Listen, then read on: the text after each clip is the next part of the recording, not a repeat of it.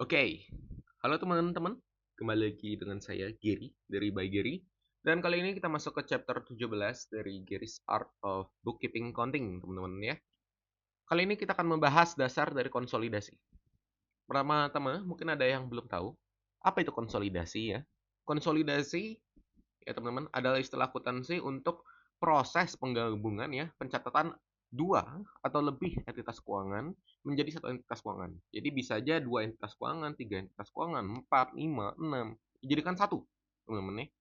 Nah, proses ini teman-teman ya, mengharuskan penyesuaian agar segala transaksi antar entitas konsolidasi itu dibuat seolah-olah tidak pernah terjadi, teman-teman ya. Jadi kalau misalnya ada transaksi nih antara, oh, entitas A adalah anak perusahaan dari entitas B. Kalau entitas A ada bertransaksi dengan entitas B, ya, memang awalnya dicatat nih, oh, entitas A mencatat nih ada transaksi ke B, oh, B mencatat ada transaksi dari si A. Tapi saat melakukan konsolidasi, transaksi tersebut ingin dihilangkan. Dalam artian tidak pernah terjadi di pencatatan kita. Karena ini kalau misalnya dikonsolidasikan cuman kayak beda departemen doang gitu, eh, dipindahin. Kalau misalnya teman-teman nih, dia kayak cuman beda gedung apa lantai gedung dong. Jadi kalau misalnya uang teman-teman pindahin ke lantai 2 dari lantai satu, emang kalau masih perusahaan yang sama teman-teman bakal catat tuh kasnya pindah. Kecuali memang bikin kebijakan akuntansinya pengen dipisahkan teman-teman ya.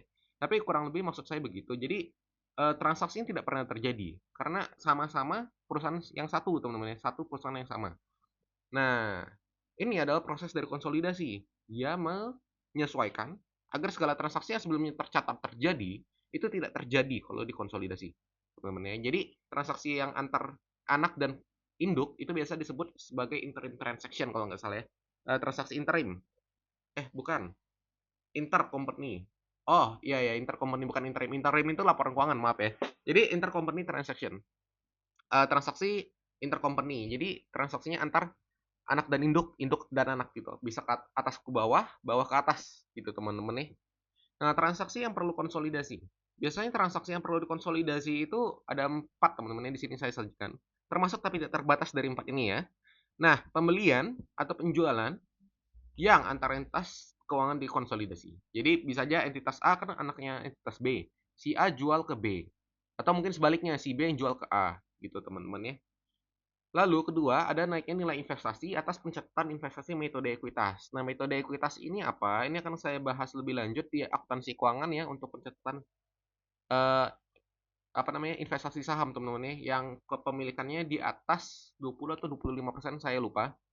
Sam itu teman-teman dia pakainya metode ekuitas. Nah, kalau misalnya yang di atas 50% itu juga metode equity, tapi kalau sekalinya melaporkan laporan keuangan dia bisa konsolidasi. Wajib konsolidasi seingat saya, wajib wajib. Tapi biasa sih ya kalau manajemen internal kita nggak butuhnya laporan terpisah ya. Tapi kalau misalnya udah ngomongin oh ke big boss nih, ke investor yang terbesar atau ke publik itu ya perlu konsolidasi. Cuman kalau kita sesama kita manajemen ke manajemen perlunya sih nggak perlu konsolidasi teman-teman ya. Konsolidasi bikin laporan keuangannya nggak bisa dibaca secara spesifik. Kita nggak tahu perusahaan mana yang sakit. Tapi kalau misalnya tidak dikonsolidasi, kita tahu nih, oh perusahaan yang ini sakit. A sakit nih, B-nya sehat. Oh, atau A-nya yang sehat, B-nya sakit. Si B-nya ditopang sama si A gitu, teman-teman nih. Bisa aja seperti itu. Nah, teman-teman, yang nomor 2 ini ikutin aja karena per video ini dibuat series yang Gary's Art of Bookkeeping Gary's Art of Financial Accounting itu belum rilis. Tapi bagi teman-teman yang udah bisa melihat nih video mengenai metode ekuitas dari series tersebut di masa depan, nah teman-teman bisa pelajari dulu baru kembali ke video kali ini. Nah, sekarang nomor ketiga teman-teman nih, pinjam atau meminjamkan aset kepada antar entitas keuangan yang dikonsolidasi. Ini bisa aja pinjamin uang, teman-teman nih. Kalau pinjemin uang nanti ada piutang hutang, ya. Kalau misalnya ada kasus dia minjemin aset lain, misal mesin. Nah, selama itu tidak memindahkan kepemilikan, teman-teman ya, itu harusnya tidak perlu dicatat bahwa aset tersebut dipinjam di laporan keuangan. Mungkin di CLK-nya perlu lah kalau memang itu cukup material. Nah, dan kalau secara manajemen ya tentu perlu biar kita tahu lokasi asetnya. Tapi kalau kita ngomongin pinjam meminjamkan uang, teman-teman nih, itu perlu dicatat ya. Kemudian yang keempat ada transaksi lainnya, ya ini lain-lainnya lah teman-teman. Teman-teman ya, nggak bisa semuanya dibahas di sini. Kita lanjut. Teman-teman untuk konsolidasi, kalau dari saya itu metodenya dua aja teman-teman. Satu, menyajikan kembali secara retrospektif teman-teman ya. Jadi semua ya retrospektif itu apa? Itulah teman-teman ya. Retrospektif. Bentar, itu kayaknya salah penulisan nggak? Saya cek dulu ya.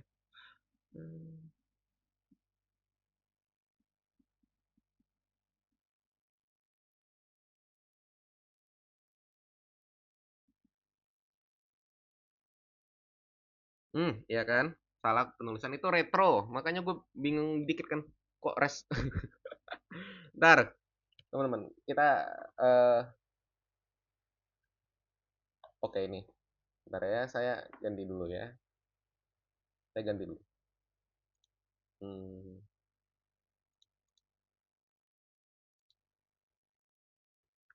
oke. Jadi retrospektif teman-teman ya. Jadi menyajikan kembali secara retrospektif. Retrospektif ini apa? Dia tuh menyajikan kembali teman-teman ya dari awal hingga akhir teman-teman. Jadi seolah-olah memang udah dari dulu begitu teman-teman ya. Nah, kalau di sini kasusnya adalah menyajikan kembali secara retrospektif dengan asumsi seluruh entitas konsolidasi adalah satu entitas yang sama. Jadi di jurnal ulang semua, seolah-olah kalau dua entitas ini adalah entitas yang sama sehingga kalau ada transaksi ya nggak perlu dicatat teman-teman ya. Jadi benar-benar jurnal satu-satu. Nah, ini metodenya tidak praktis sebenarnya teman-teman ya, karena butuh waktu yang banyak kalau transaksinya banyak. Nah, kemudian ada metode yang kedua. Metode yang kedua ini teman-teman ya, membuat entry konsolidasi terhadap terhadap data laporan keuangan entitas yang ini konsolidasi. Jadi kalau metode dua ini lebih praktis, tapi tetap aja konsolidasi itu tidak ada yang praktis teman-teman ya. Ini benar-benar ngebuang waktu jujur aja. Gua eh, tidak terlalu melihat sebenarnya teman-teman ya poin dari melakukan konsolidasi yang terlalu rinci karena kalau kita bikin konsolidasi itu terlalu rinci banget, mau mau sangat akurat banget sampai semua transaksi kecil itu kita konsolidasikan itu tuh nggak material teman-teman ya menurut gua. Jadi kalau transaksi non material kita begitukan itu pertimbangan biaya atau usaha terhadap manfaatnya itu tidak sebanding menurut saya. Tapi mungkin beda orang beda pendapat. Nah teman-teman, jadi metode kedua adalah membuat entry konsolidasi terhadap data laporan keuangan entitas yang ingin dikonsolidasi. Jadi dia cuma buat entry jurnal nih dalam bentuk entry konsolidasi apa-apa aja yang perlu disesuaikan. Kurang lebih begitu. Nah, teman-teman, ini adalah halangan dari konsolidasi ya, teman-teman. Konsolidasi itu umumnya sangat tidak praktis untuk tidak lakukan. Ya, teman-teman, untuk dilakukan. Jadi sangat-sangat sulit lah, teman-teman, karena tidak praktis. Dan juga kebijakan akuntansi yang berbeda antar entitas keuangan juga menjadi kendala. Jadi bisa aja si A mengakui situasi ini dengan kebijakan ini, si B mengakuinya dengan kebijakan ini. Kalau ternyata dua entitas ini dikonsolidasikan, menurut teman-teman gimana? Nah, kebijakannya beda loh gitu teman-teman. Jadi banyak yang harus ditelaah banget sebelum kita melakukan konsolidasi. Contoh aja teman-teman yang pakai SAK etap, teman-teman ya, SAK etap yang eh, standar akuntansi keuangan tanpa entitas tanpa akuntabilitas publik. Itu kalau teman-teman konsolidasikan ke yang SAK umum ya, itu seingat saya banyak perbedaan. Itu gimana mau konsolidasi coba? Jadi teman-teman si etapnya harus ngalah dulu, coba retrospektif mungkinnya ganti ke yang umum, nanti kalau udah baru bisa konsolidasi. Dan itu pun belum menutup kemungkinan semua kebijakan akuntansinya bisa aja berbeda teman-teman. Jadi walaupun SAK-nya sama, kalau misalnya manajemennya menganggap ini material, satunya bilang tidak material, mau gimana? Kurang lebih begitu. Jadi harus ada satu scope pandangan yang sama, POV-nya harus sama, agar konsolidasinya itu lebih akurat dan juga basisnya sama semua cara catatnya. Nah, jadi memang yang paling recommended sih yang satu tadi, ya metode konsolidasi pertama, disajikan ulang semua retrospektif, tapi problemnya adalah itu tidak praktis, sehingga banyak yang melakukan yang kedua. Tapi yang kedua ini berarti kita harus telaah banget yang mana yang terjadi dengan terjadi pencatatannya dengan kebijakan yang berbeda. Kurang lebih begitu. Proses konsolidasi ini juga memerlukan fokus teman-teman ya, usaha dan ketelitian yang luar biasa. Jadi teman-teman, konsolidasi itu sangat-sangat memakan tenaga dan juga waktu. Harus fokus dan usahanya itu yang dikeluarkan sangat-sangat wah agar konsolidasi ini laporan keuangannya bisa disajikan dengan akurat teman-teman ya. Jadi laporan keuangan konsolidasi. Nah, teman-teman yang belum tahu laporan keuangan konsolidasi itu artinya laporan keuangan yang udah dikonsolidasi. Kurang lebih begitu. Jadi kalau nggak ada tulisan konsolidasi, kemungkinan besar belum dikonsolidasi. Tapi kalau udah tulis nih, oh, consolidated financial statement, berarti udah pasti dikonsolidasi. Nah, teman-teman, contoh dari konsolidasi, di sini ini saya sajikan kasus ya. Katakanlah PT A memiliki 90% kepemilikan dari PT B. Ya. Katakanlah 100% sahamnya adalah 10 miliar. Nah, si A ini meminjamkan uang 5 miliar ke PT B tanggal 27 Desember 2024. PT B mencetak laba bersih setelah pajak 12 miliar, teman-teman ya. Nah, di sini teman-teman, kita masuk ke jurnalnya aja langsung, entry-nya. Teman-teman perlu perhatikan yang tadi perlu kita jurnal pertama. Yang nomor satu kan tadi narasi. Nomor dua itu kan transaksi. Nomor tiga itu ada cara pencatatan untuk investasi sahamnya teman-teman. Ya di sini saya tunjukkan. Asumsikan aja penyesuaiannya 1 tahun sekali ya. Dan penutupannya juga 1 tahun sekali. Jadi kita dapat datanya seperti ini ya. PTA teman-teman 27 Desember dia bakal mencatat piutang lain-lain pada kas. Masuk akal ya. Kemudian PTB akan mencatat kas pada utang lain-lain 5 miliar teman-teman ya. Jadi di sini ada matching entry ya, ketemu. Kasnya di keluar di A, muncul di B, piutang muncul di A, utang muncul di B, teman-teman, matching entries. Kemudian di tanggal 31 teman-teman ya.